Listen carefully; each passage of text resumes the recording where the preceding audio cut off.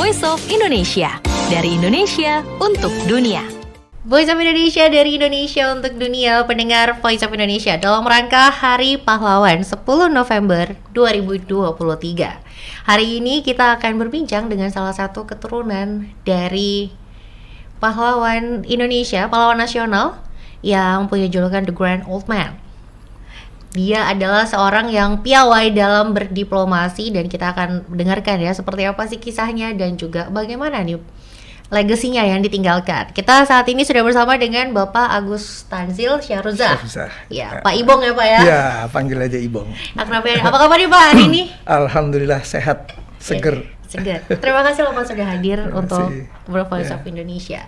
Nah, tadi di luar juga kita sudah sempat berbincang-bincang, dijelaskan lah kalau Kiai Haji Agus Salim ini adalah sosok yang kuat karakternya, pendiriannya juga. Tapi sebenarnya di keluarga sendiri Pak, ceritanya seperti apa sih sosoknya Kiai Haji Agus Salim ini? Ya, oke.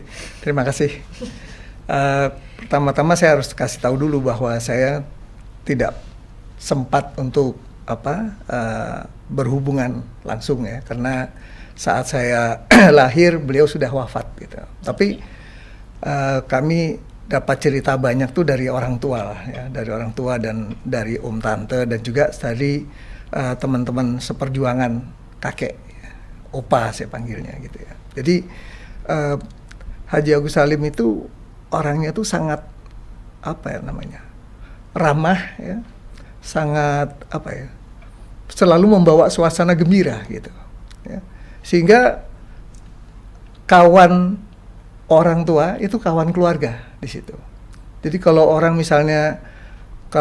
tua lagi ketemu terus anak nggak boleh ikut duduk, itu justru malah dibolehin, tapi malah anaknya masih kecil juga nggak apa-apa gitu jalan itu. Jadi merangkul gitu ya Pak ya. Iya, jadi dan anaknya tuh juga kadang-kadang juga melihat bagaimana hubungan orang tuanya dengan teman-temannya gitu. Dan yang sering diceritakan kepada saya oleh pejuang-pejuang zaman dulu ya, yang saya sempat berhubungan banyak ya, agak intens itu dengan Bapak Muhammad Rum ya. Itu udah hampir kayak anak sulung Haji Agus Salim gitu ya, saking dekatnya. Itu beliau bilang kalau Haji Agus Salim itu tidak pernah menggurui. Jadi kalau kaum muda datang bertanya itu ngobrolnya tuh seperti diskusi gitu, dan beliau tuh pandai menggiring supaya tanggapan orang tuh sampai kepada kesimpulannya sendiri gitu loh. Jadi begitulah cara beliau itu kalau tidak mendikte, tidak menggurui gitu ya. Seperti memoderator gitu jadinya Pak, supaya diskusinya berjalan sendiri. Sampai satu waktu pernah para pemuda pejuang ya, Muhammad Rum, Muhammad Natsir, terus Pak Kasman Singodingmejo, waktu datang ke rumah Haji Agus Salim, waktu itu pas baru hujan sehingga blok. Jadi mereka yang biasanya naik sepeda, ini sepedanya diangkat gitu ya. Jadi sambil ngeliwatin tuh mereka bilang, nih kok ke rumah pemimpin kok kayak gini ya jalannya gitu. Sampai keluarlah ungkapan dari Pak Kasman Singodingmejo yang sering dikutip orang tuh, Leiden is Leiden ya. Jadi memimpin tuh adalah menderita. Dia bilang gitu, kayaknya tuh kok memimpin kok menderita gitu. Karena memang Haji Agus Salim itu melihat segala macam yang dipikulnya tuh, jabatan tuh, dia lebih melihat amanah gitu. Jadi lebih melihat tugasnya, kewajibannya gitu. Jadi nggak pernah berpikir tentang fasilitasnya atau apa. Jadi kadang-kadang itu nggak diabaikan lah. Jadi nggak dituntut, nggak diminta gitu. Jadi memang begitu. Dan sama anak-anaknya pun juga begitu, dia gerakan perjuangannya luar biasa di luar gitu. Tapi sementara di dalam kekeluargaannya tuh juga dekat gitu. Sehingga si anak-anaknya ini juga tidak merasa kehilangan gitu orang tuanya. Gitu. Tapi tadi itu ya Pak yang menarik, memegang amanah saat memimpin, itu bisa dibilang sebagai legacy yang sangat-sangat berharga ditinggalkan oleh beliau. Berat nggak Pak menyandang nama Kiai Haji Agus Salim di belakang nama Bapak? Ya memang pertama ya kami bahagia ya, karena ya itu juga sesuai dengan nurani kita juga ya. Kita harus jadi orang yang benar segala macam. Jadi dengan adanya Opa kita Haji Agus Salim ini jadi lebih menguatkan saya gitu paling tidak ya, dalam keberpihakan, dalam dalam melakukan segala sesuatu tuh jadi jelas gitu. Saya udah bisa pikir kalau di posisi begini kira-kira di mana nih yang bikin seneng ayah, orang tua dan kakek kita gitu kan. Kan kalau kita melakukan tindakan tercela kan kita rasa gitu kan, pasti beliau marah nih kalau gini. Jadi itu menguatkan diri lah gitu. Sebagai menjelaskan. pengingat ya Pak ya? Iya, jadi kita udah ada warningnya nih, jangan sembarangan. Gitu. Selain memegang amanah juga nih, ada lagi nggak sih Pak nilai-nilai atau prinsip lainnya yang dipegang oleh Kiai Haji Agus Salim yang diturunkan ke anak cucunya? Ya. Jadi yang diturunkan itu ya, saya lihat bahwa beliau tuh tegas ya dalam menjaga harkat martabat kemanusiaannya. Jadi menjaga harkat martabat kemanusiaan dan menjaga kehormatan keluarga dan menjaga kemuliaan bangsa, itu 3 hal yang harus jadi pegangan dalam bersikap bertindak.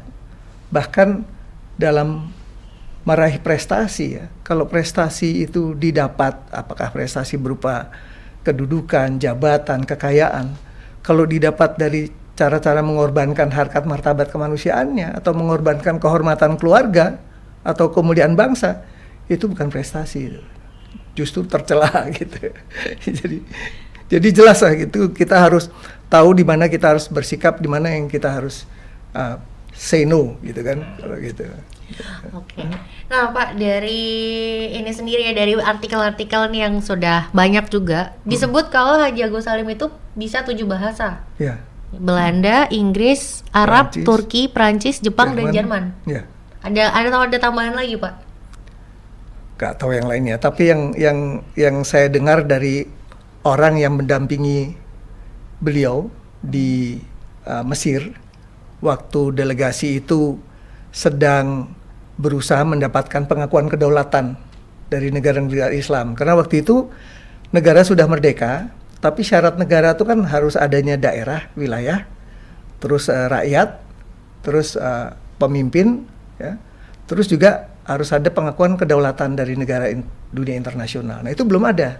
Jadi beliau menggunakan network jaringan Islam dunianya itu untuk bisa masuk ke negara-negara Islam.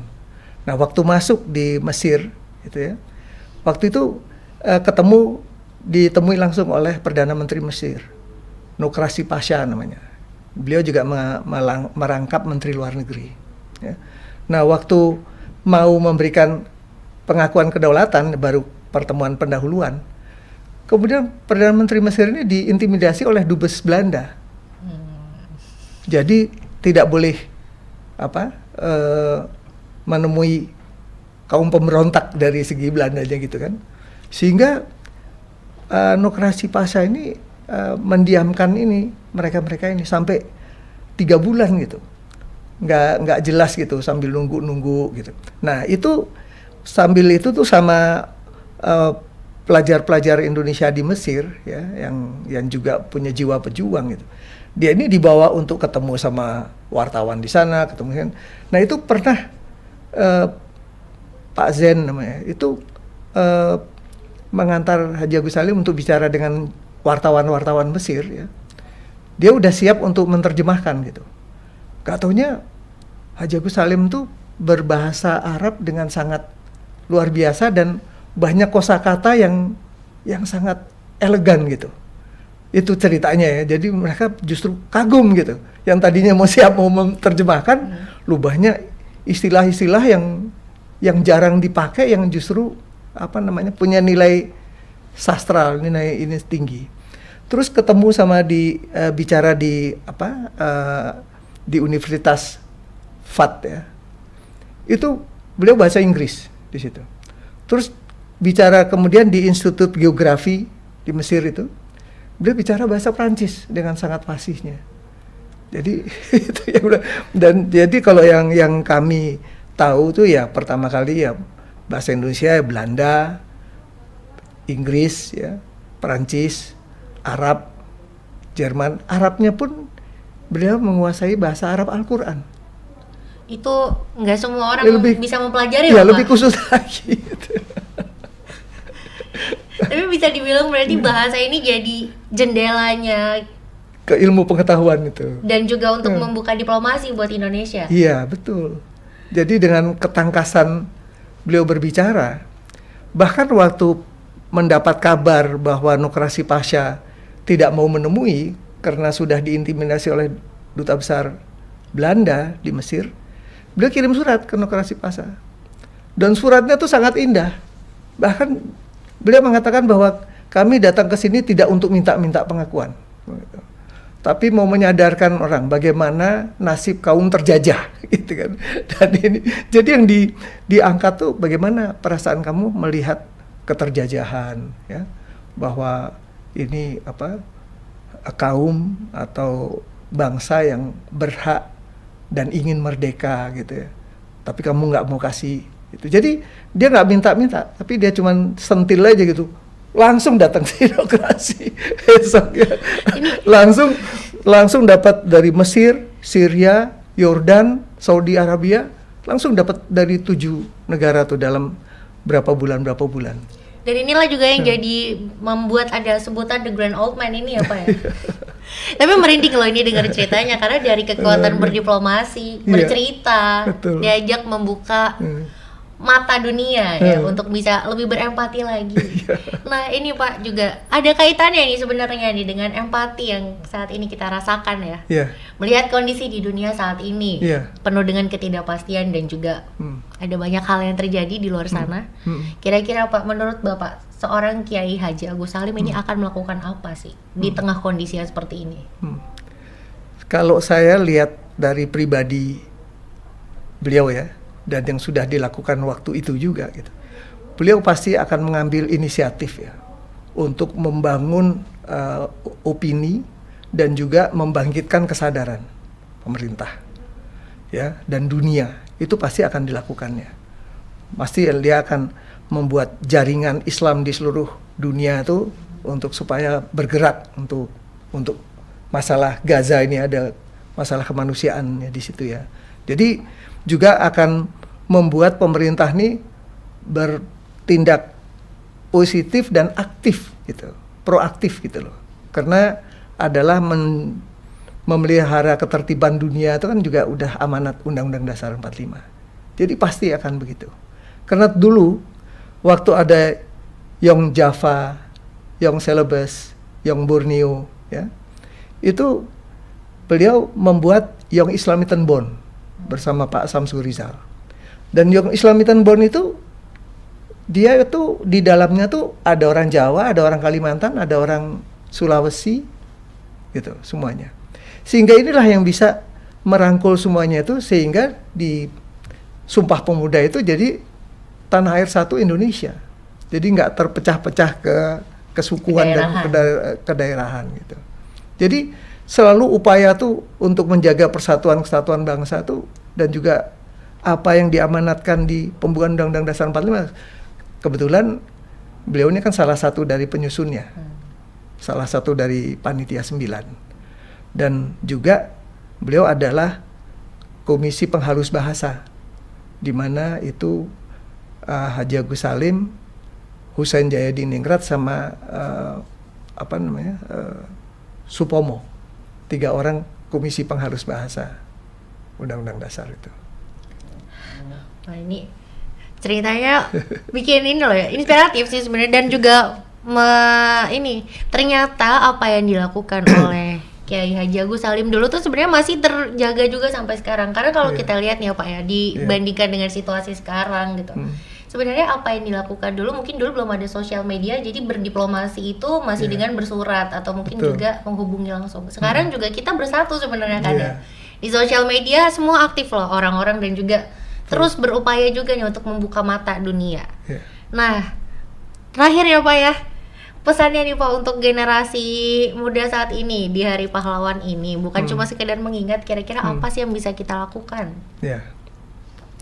Kalau saya lihat ya, bahwa sekarang ini banyak pemuda, anak muda sekarang ini tidak terlalu memahami sejarah gitu ya. Nah, itu sebetulnya tuh hal yang sangat penting ya, gitu. Sejarah itu harus dipahami bagaimana pendahulu kita tuh berjuang dengan mengorbankan dirinya ya, mengorbankan keluarganya untuk meraih kemerdekaan. Nah, kalau orang memahami hal ini, kita ini semua ini memiliki hutang sejarah ya. Kita harus mengisi kemerdekaan ini, dan yang paling penting tuh kita harus menjaga persatuan kesatuan bangsa. Jadi jangan sampai ya nyinyir, ribut ya, dari kita jadi terpolarisasi, terpecah belah. Kita harus jaga persatuan dan kesatuan bangsa ini ya, supaya kita bukan hanya sekedar merdeka, tapi juga berdaulat. Ya. Sehingga kalau kita jadi bangsa yang berdaulat di samping negaranya merdeka, itu bisa mewujudkan masyarakat adil makmur sesuai cita-cita pendirian negara ini kan. Nah, jadi saya pikir saya dengar Direktorat Sejarah itu dihapuskan dari Kemendikbudristek. Ya. Terus Direktorat Kepahlawanan, Keperintisan, Kesetiakawanan dan Restorasi Sosial dihapuskan dari Kementerian Sosial. Padahal itu adalah sarana-sarana untuk membangkitkan kesadaran rakyat, pemuda, pemahaman sejarah, bahwa kita satu dari dua bangsa yang merdeka hasil dari perjuangan rakyatnya loh, bukan hadiah si penjajah. Dan itu dengan korban darah dan air mata itu, ya. Kita harus punya kesadaran untuk memelihara ini gitu loh.